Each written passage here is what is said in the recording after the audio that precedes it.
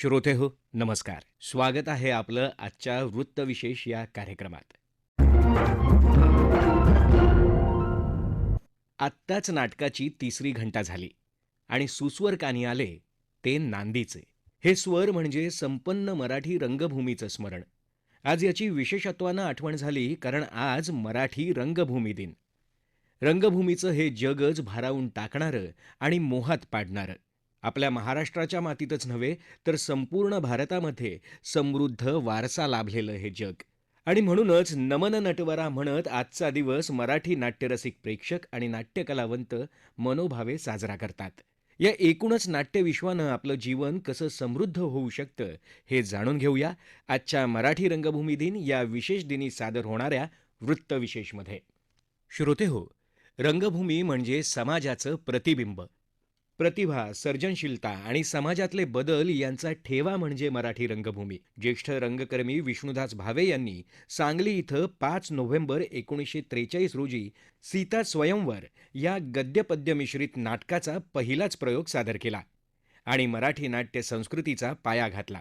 या घटनेचं स्मरण म्हणून सर्व नाट्यरसिकांच्या साक्षीनं 5 नोव्हेंबर हा दिवस मराठी रंगभूमी दिन म्हणून साजरा करण्याचा निर्णय झाला.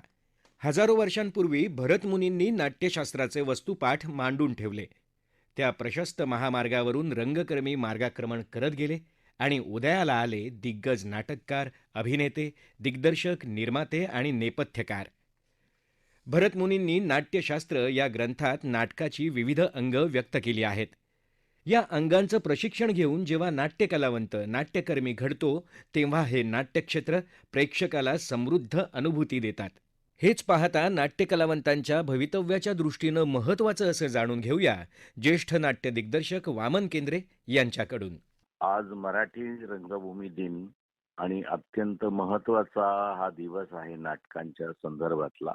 मराठी रंगभूमी दिनाच्या आपणा सर्वांस मनापासून शुभेच्छा. खरं म्हणजे नाटक करण्यासाठी शिक्षणाची गरज आहे का, असा प्रश्न नेहमी विचारला जातो. किंबहुना नाटक करण्यासाठी नाट्य प्रशिक्षणाची गरज आहे का.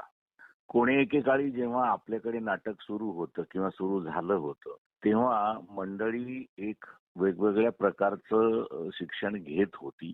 तर ते खरं म्हणजे एक औपचारिक शिक्षण नव्हतं, ते अनौपचारिक शिक्षण होतं. म्हणजे नाटकाचं किंवा कुठल्याही परफॉर्मिंग आर्टचं शिक्षण हे दोन पद्धतीनं होतं. एक औपचारिक पद्धतीनं म्हणजे नॅशनल स्कूल ऑफ ड्रामा किंवा अकॅडमी ऑफ थिएटर आर्ट्स, ललित कला केंद्र, पुणे विद्यापीठ अशा ठिकाणी जाऊन एक 2 वर्ष, 3 वर्ष, 4 वर्षाचा कोर्स करणं, किंवा नाटक करत करत चुकत त्यामध्ये दुरुस्ती करत पुन्हा शिकत अशा पद्धतीनं एक अनौपचारिक पद्धतीनं शिक्षण होतं. पण कुठलाही माणूस नाटक करताना हा शिक्षित नाही असं म्हणणं हे थोडं धाडसाचं होईल. जेव्हा कोणी एकेकाळी असं होतं की थोडंफार नाटकाचं एक ज्याला म्हणूया जुजबी शिक्षण असलं की नाटक करता येत होतं. पण आता काळ बदललेला आहे. आता संपूर्ण जे मनोरंजनाचं क्षेत्र आहे तेच मुळामध्ये फार मोठ्या प्रमाणात विकसित झालेलं आहे.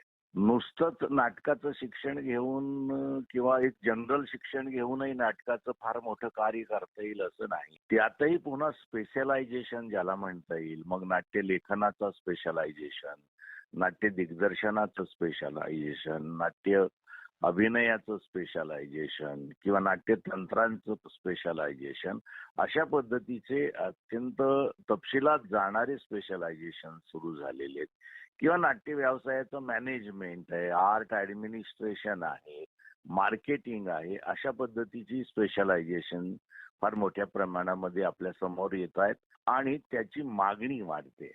आपण थोडंसं नटाच्या शिक्षणाविषयी बोलूया, किंबहुना आपण अभिनयाच्या शिक्षणाविषयी, प्रशिक्षणाविषयी जर बोललो तर आपल्याला असं लक्षात येईल की त्यातही पुन्हा एक वास्तववादी नाटकामध्ये काम करणारे नट, संगीत नाटकात काम करणारे नट, लोकनाटकामध्ये काम करणारे नट, प्रायोगिक नाटकामध्ये काम करणारे नट किंवा लहान मुलांच्या नाटकामध्ये काम करणारे नट यांचं सुद्धा एक तपशिलात स्पेशलायझेशन सुरू आहे. म्हणजे कॉमेडीमध्ये काय म्हणूया, एक कॉमेडी करणारा नट एक फार्स करणारा नट आणि एक रिअलिस्टिक ऍक्टिंग करणारा नट इथपर्यंत त्याची त्याला आपण असं म्हणता येईल की स्पेशलायझेशनची फार तपशिलामध्ये आता आपण गेलेलो आहोत किंवा जात चाललेलो आहोत. सिनेमात अभिनय करायचा असेल तर तुम्हाला एक आर्ट सिनेमा आहे, समांतर सिनेमा आहे आणि एक व्यावसायिक सिनेमा आहे. याच्यामध्ये काम करताना सुद्धा तुम्हाला वेगवेगळ्या पद्धतीच्या तपशिलातील स्पेशलायझेशनचं प्रशिक्षण घेणं आवश्यक आहे. एका पद्धतीनं माईम किंवा शरीराचा उपयोग करून अभिव्यक्त होणारी मंडळी काही आहेत ती अंगिक अभिनयाचं शिक्षण घेतात. रेडिओ, जाहिराती, डबिंग, रेकॉर्डिंग किंवा भाषण देणं म्हणा, संभाषण करणारी माणसं म्हणा किंवा निवेदन करणारे कीर्तनकार यांना वाचिक अभिनयाचं प्रशिक्षण घेणं हे अत्यंत आवश्यक आहे. तर त्याच्यामुळं आज काळ बदललेला आहे आणि काळाप्रमाणे स्पेशलायझेशनची मागणी जी आहे, विशेष त्या माध्यमामध्ये एक पद्धतीचं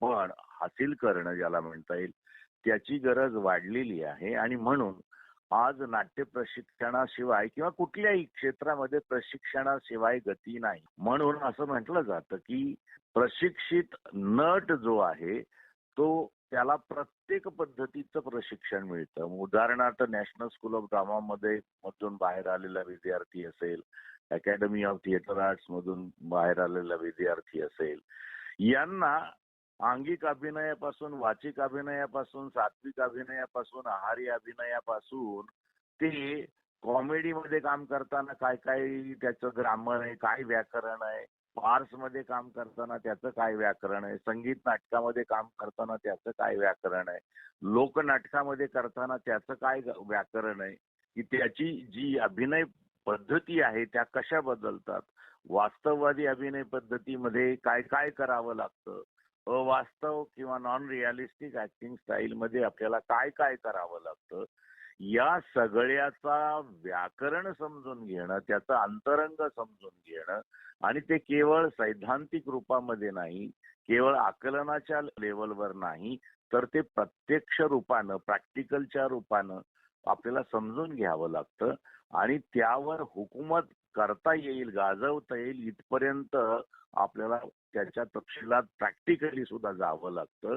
तेव्हा आपण त्या पद्धतीच्या नाटकांना किंवा त्या पद्धतीच्या चित्रपटांना खऱ्या अर्थानं न्याय देऊ शकतो. श्रोते हो, थिएटर अर्थात रंगभूमी ही मानवी आयुष्यात खूपच महत्वाची भूमिका बजावते. त्यामुळे प्रत्येक व्यक्तीशी रंगभूमीचं नातं घट्ट होताना दिसतं. याविषयी ज्येष्ठ नाट्य आणि सिने अभिनेत्री सुहास जोशी यांनी आकाशवाणीशी बोलताना सांगितलं.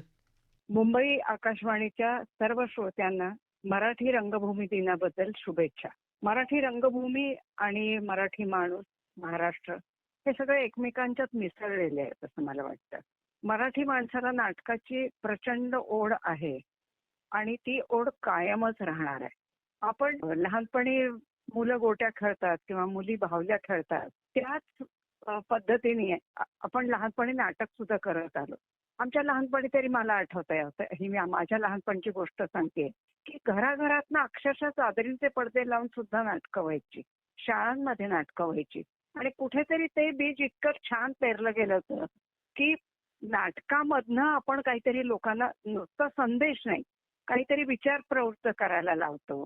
काही प्रश्न पडायला हवेत ते पडले जातात नाटकामुळे किंवा प्रश्नांची उकलही बरेच वेळेला होऊ शकते. त्याच्यामुळे मराठी रंगभूमी आणि आपले लोक यांचं एक अत्यंत अतूट नातं आहे.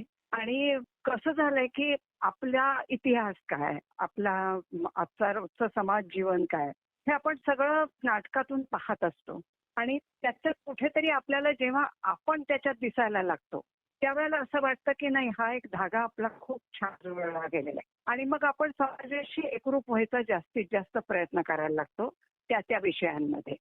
म्हणजे एक साधं उदाहरण म्हणून सांगते तुम्हाला की आता शेतमजुरांवरचं नाटक पाहायला गेलं कोणी तर कुठे माहिती असतं आपल्याला की शेतमजूर काय करत असतात आणि त्यांच्यावर काय गुजरली, त्यांच्यावर काय प्रसंग येत असतात ते. पण कुठेतरी ती भावना आपल्या मनाला एक टोचून जाते आणि मग कळतं की नाही, त्याही माणसांचं अशा प्रकारचं एक जीवन आहे. हे अगदी साधं, अगदी ढोबळ उदाहरण दिलंय मी, पण मला असं वाटतं त्याच्यामुळे प्रत्येकाच्या आयुष्यात ज्या ज्या घटना घडत असतात भोवताली, त्या कुठेतरी मनाला स्पर्श करून जाणारी अशी नाटकं येत राहिली आपल्याकडे, किंबहुना इतिहास आणि फक्त वर्तमान काळ नव्हे, तर काही नाटकं अशी की अरे पुढे भविष्यात काय होईल अशा पद्धतीची सुद्धा होऊन गेलेली आहेत. या सगळ्या नाटकांचं मूळ उद्देश जरी मनोरंजन हा असलं, तरी सुद्धा त्याच्यातनं आपण खूप विचार प्रवृत्त होऊ शकतो आणि मला वाटतं की ते सगळ्यात जास्ती महत्वाचं आहे. चांगल्या क्वालिटीने जर तुम्ही परत नाटकं द्यायला सुरुवात केली, तर परत प्रेक्षक तितक्याच ओढीने नाटकाकडे वळणार आहे, हे मला माहिती आहे. आणि नाटक आता माझ्या आयुष्यात तर नाटक हा माझा श्वास आहे. आज माझ्या वयामुळे मला करता येत नाही ते सोडा, पण मी जगले. मी जवळजवळ 50 वर्ष रंगभूमीत जगले आणि तो माझा आयुष्यातला सगळ्यात सुंदर काळ होता, असं मला वाटतं. श्रोतेहो, मानवी आयुष्यात मराठी रंगभूमीचं असलेलं स्थान कसं महत्वाचं आहे याविषयी नाट्य आणि सिने अभिनेते शरद पोंक्षे यांनी सांगितलं. मराठी रंगभूमी दिनाच्या सर्वांना शुभेच्छा. मराठी रंगभूमी ही फक्त मराठीच नाही तर समस्त समाजाचं प्रतिबिंब दाखवणारा एक आरसा आहे. एखादा समाज, एखादा देश, एखादा राज्य, राष्ट्र हे किती सुदृढ आहे, किती सुसंस्कारित आहे, हे जर बघायचं असेल तर त्या ठिकाणची रंगभूमी बघावी. कारण रंगभूमी हे प्रतिबिंब असतं समाजाचं. जेवढी रंगभूमी सशक्त, सुंदर, आधुनिक, परिवर्तनीय, तेवढा समाज सुंदर, सुदृढ, परिवर्तनीय. त्यामुळं रंगभूमी वरचं नाटक, मग ते मराठी असेल कुठल्याही भाषेतलं असेल, हे त्या समाज किती सुदृढ आहे हे दाखवणारं एक माध्यम आहे. त्यामुळे रंगभूमी ही फार महत्वाची आहे आणि जागतिक रंगभूमी दिनाच्या आपल्या सर्वांना शुभेच्छा. श्रोतेहो, मराठी रंगभूमीची परंपरा जुनी असली तरी तिचं बदलतं स्वरूप आणि तंत्रज्ञानाचा वाढता वापर वाखाणण्याजोगा आहे. त्यामुळेच आज केवळ महाराष्ट्रात आणि देशातच नव्हे तर विदेशातही मराठी नाटकांसाठी प्रेक्षक विशेषतः गर्दी करतात. रंगभूमी म्हणजे केवळ नाटककार, अभिनय करणारे अभिनेते किंवा अभिनेत्री नव्हे, तर नेपथ्य, पटकथा, नाटकाची संहिता आणि वेशभूषा तसंच केशभूषा करणाऱ्या कलाकारांची ही एकत्रित मांदियाळी असते, जी माणसाच्या मनाला वेगळ्या विश्वात घेऊन जाते. कधी आधाराचा हात देते, समस्येत साथ देते, पाठीवर थाप देते, तर कधी समाजाचा चेहरा दाखवते. एकूणच रंगभूमी दिवस हा या क्षेत्रात प्रत्यक्ष किंवा अप्रत्यक्षपणे योगदान देणाऱ्या हातांचं आणि समर्पणाचं स्मरण करणारा ठरतोय. मात्र त्याबरोबरच मराठी रंगभूमीच्या रूपानं आपल्याजवळ असलेला हा पारंपरिक मौलविक ठेवा जपणं आणि या क्षेत्राला उंच शिखरावर घेऊन जाण्याचा प्रत्येक मराठी मनानं संकल्प करणं म्हणजेच भरतमुनींनी आखून दिलेल्या नाट्यशास्त्राच्या महामार्गावर दृढ निश्चयानं पाऊल ठेवणं होय. श्रोतेहो, आपला वृत्तविशेष हा कार्यक्रम आपण न्यूज ऑन AIR या ॲपवरही लाईव्ह ऐकू शकता. यासोबतच आमच्या मुंबई एअर न्यूज या यूट्यूब वाहिनीवर या कार्यक्रमाचं ध्वनिमुद्रण आपल्याला कधीही ऐकता येईल. याबरोबरच आजचा वृत्तविशेष हा कार्यक्रम संपला. हा कार्यक्रम आकाशवाणी मुंबईच्या प्रादेशिक वृत्त विभागानं सादर केला. संपादक आणि सादरकर्त्या सरस्वती कुवळेकर, निर्मिती सहाय्य सुनील माणके, लेखन आणि समन्वय रवींद्र लोखंडे आणि निवेदन तुषार पवार.